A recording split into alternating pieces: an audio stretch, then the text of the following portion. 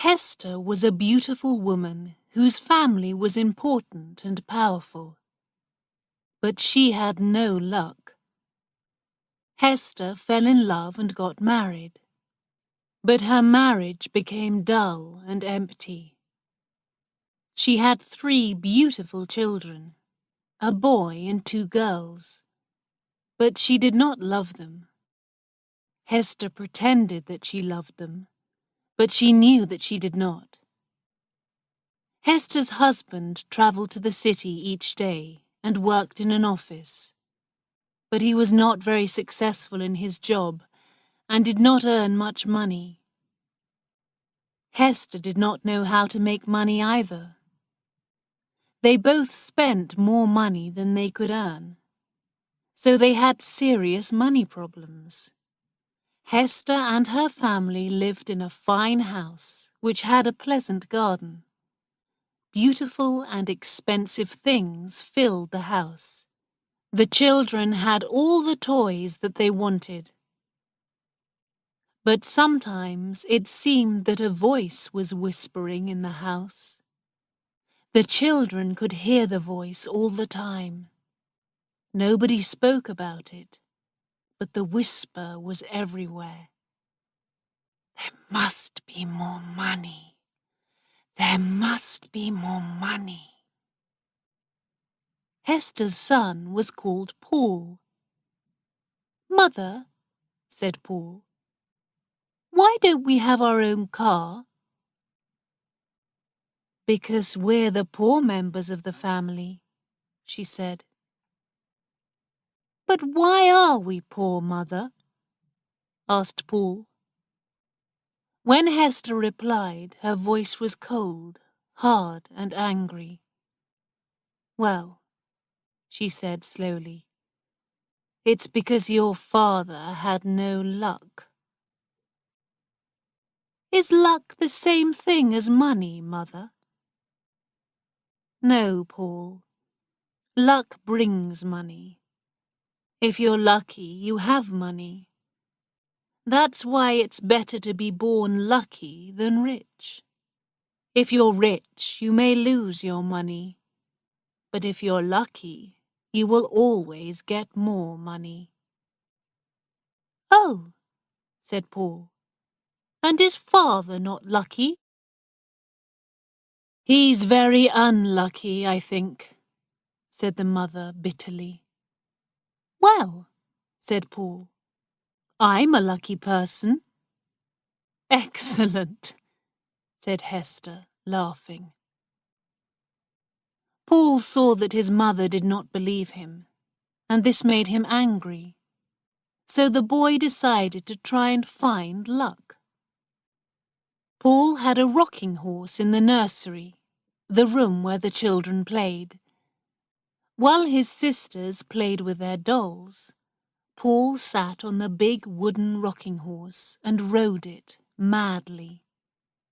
Then he stood in front of it, staring into its face. Its red mouth was slightly open, and its big glass eyes were wide and bright. "Take me to the place where there is luck," he said to the horse. The horse could help him to find luck. That is what Paul believed. Sometimes he hit the horse on the neck to make it go faster. He rode it more and more wildly, hoping for luck. Paul's mother had a brother, Oscar Cresswell.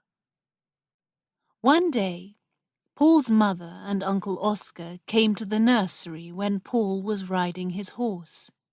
"Hello, young jockey," said Uncle Oscar. "Is your horse going to win its race?" Paul finished his mad ride and got down from the horse. "What's the horse's name?" asked Uncle Oscar. "He doesn't have just one name," said Paul quietly. "He has different names. He was called Sansovino last week." "Sansovino?" said Oscar. He was surprised. But that's the name of the horse which won the big race at Ascot. How did you know that name? He talks about horse races with Basset, said Paul's sister. Basset was the young gardener who worked for Paul's parents. He had been Oscar Cresswell's servant in the war, when Oscar was an army officer. Basset now worked in the garden of Paul's house. Basset knew a lot about horse racing. Oscar was very pleased that Paul was becoming interested in horse racing too. He went to see Basset to ask him a few questions about his nephew. Master Paul asks me a lot of questions about the races, sir, said Basset. And does he ever make a bet? Asked Oscar. I don't want to tell you Master Paul's secrets, said Basset. Please will you ask him that question yourself? Oscar took Paul for a ride in his car. Tell me, Paul, do you ever bet money on a horse? He asked. Do you think that I shouldn't? Asked Paul. No, said his uncle. I hoped that you could give me a tip for the next big race at Lincoln. What's your advice? Which horse is going to win? It's going to be Daffodil, said Paul. Daffodil had not run in many races and had not been successful. No one expected Daffodil to win the race. Daffodil? Asked Oscar. Are you sure? What about Mirza? I only know the winner, said Paul. That's Daffodil. You won't give the information to anybody else, will you, Uncle? I promised Basset that I wouldn't tell anyone. Basset and I are partners. We share our information with each other.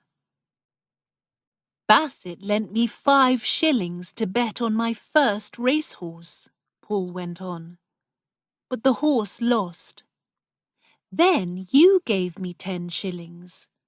I bet that money on a horse, and it won.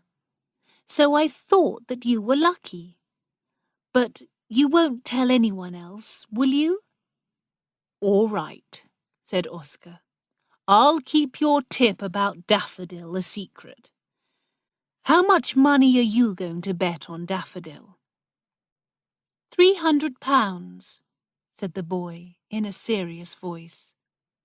Oscar was very surprised. £300 was a huge amount of money. He laughed. Where is your £300? He asked. Basset keeps it safely for me, the boy replied. And how much is Basset betting on Daffodil? Perhaps £150, said Paul. Oscar was silent. He was very surprised, but he was also very interested. He decided to take Paul to the racecourse where Daffodil was racing. It was Paul's first visit to a race meeting, and his blue eyes shone with excitement. Daffodil won his race. I have £1,500 now, said Paul. Uncle, if you want to be a partner with Basset and me, we could all be partners, but you must make a promise. You must never give the information about the winning horses to anybody else. The next afternoon, Oscar took Basset and Paul to a park, and they talked. If I'm sure about the winner, we're successful, said Paul. But sometimes I'm not sure. Then we lose. But when are you sure? Asked Uncle Oscar.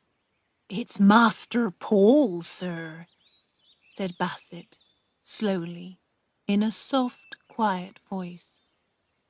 Perhaps heaven tells him, He was absolutely certain that Daffodil would win. But where's the money that Paul has won? Asked Oscar. I keep it safely for him, said Basset. Whenever Master Paul wants the money, he can have it. £1,500, said Oscar, shaking his head. He almost did not believe it. Yes, said Basset. They drove home again. Oscar asked to see Paul's £1,500, and Basset showed it to him. Then Oscar decided to become a partner too. Sometimes I'm absolutely sure which horse will win, said Paul. I was sure about Daffodil. Sometimes I have an idea, and sometimes I have no idea at all, do I, Basset? Then we have to be careful, because we lose. And when you're sure, what makes you sure? Asked Oscar. Paul looked uncomfortable. Oh, well, I don't know, he said. I'm sure, Uncle. That's all. The next race was the Leger. Paul was sure about the winner of this race. He bet £1,000 on a horse called Lively Spark. Lively Spark came in first place, and Paul won £10,000. Oscar Cresswell won £2,000. You see, said Paul, I was absolutely sure that Lively Spark would win. I don't understand how you're guessing correctly, said Oscar. What are you going to do with your money? I wanted to get money for Mother, replied Paul. She said that she had no luck because Father is unlucky. I want to be lucky. Then I can stop the whispers in our house. Whispers in the house? Repeated Oscar in surprise. What do you mean? Oh, I don't know, said Paul. But the house never has enough money, and so it's always whispering. I want to stop the whispers, but I don't want Mother to know about my luck. She wouldn't let me bet on the horses. Very well, Paul, we won't tell her, said Oscar. Paul and his uncle made a plan. Paul gave £5,000 to Oscar, and Oscar gave the money to a lawyer. The lawyer was going to tell Hester about a relative who she had never met. Hester was going to get £5,000 because the relative had died. Each year, on her birthday, Hester was going to receive £1,000. So my sister will have a birthday present of £1,000 for the next 5 years, said Oscar. Paul's mother had her birthday in November. By that time, the whispers in the house had become very loud. Paul was worried. Hester opened her letters at breakfast on her birthday. Paul watched his mother's face carefully as she read the lawyer's letter.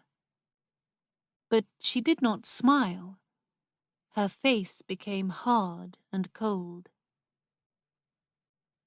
Did you have any presents for your birthday?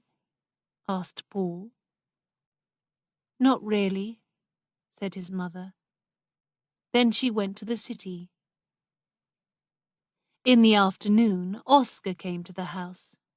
He told Paul that his mother had been to see the lawyer. She had many large debts, and she owed a lot of money to many people. So £1,000 was not enough for her. She wanted to have the whole amount. She wanted the £5,000 immediately. "Oh, let her have all the money now," said Paul. "We can win some more money. We'll get a lot of money if I choose the winners of the Grand National, or the Lincolnshire, or the Derby. I'm sure to know the winner for one of these races." So Hester got the whole £5,000. She spent a lot of money on new furniture and expensive things for the house. She told Paul that he would go to an expensive school in the autumn. Then something very strange happened. The voices in the house suddenly changed. Before they had only whispered, but now they began to shout. "There must be more money! There must be more money!"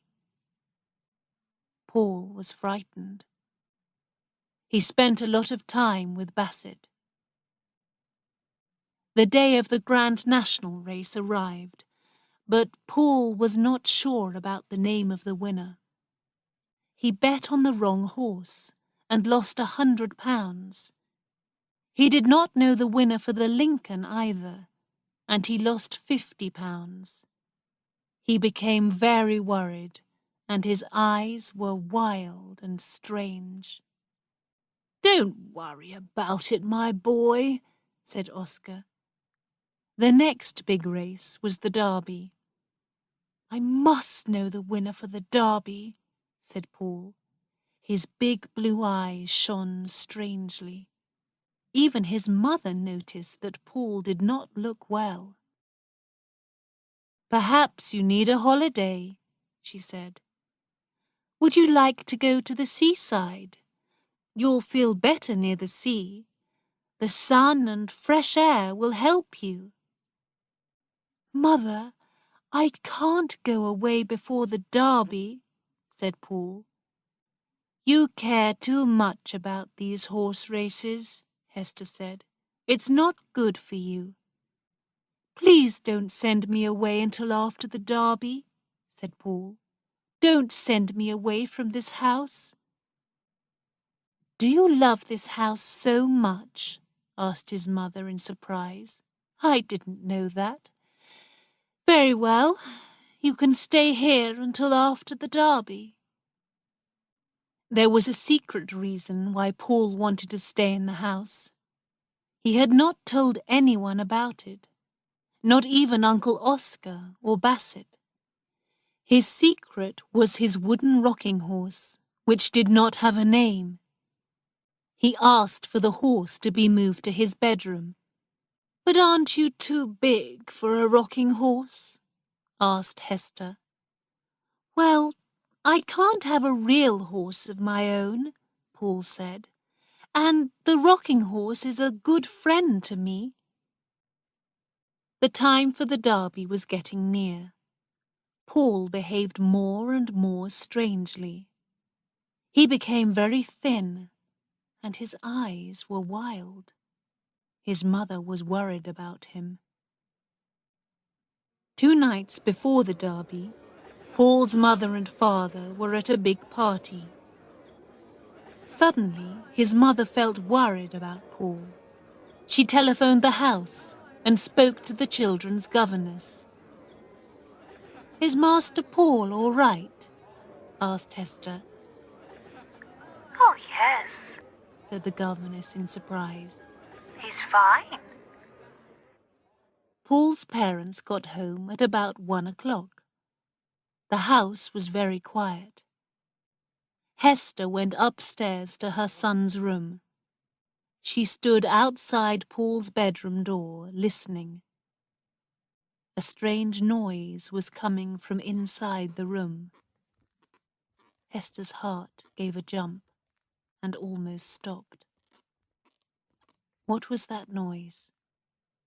The strange, mad sound went on and on. Hester had heard the sound before, but she did not know what it was. Feeling very afraid, Hester slowly and carefully turned the handle of the door. The bedroom was dark, but near the window she saw something moving wildly. She switched on the light and stared in fear and surprise. Her son was wearing his pajamas and riding on the wooden horse. "Paul," she cried, "what are you doing?" "It's Malabar!" the boy screamed in a loud, strange voice. "It's Malabar!" He stared at his mother, his eyes shining with a strange fire. Then he stopped the horse and fell down onto the floor. Hester ran to Paul, picked him up, and took him to his bed. His body was hot, and he was very weak. He talked all the time in a wild, mad way. "Malabar! It's Malabar!" he shouted. "Bassett! Bassett, I know! It's Malabar!" "Who or what is Malabar?" Hester asked her brother later. "What does he mean?" Her heart felt as dead as a stone. "It's the name of a racehorse," said Oscar. "Malabar is running in the Derby."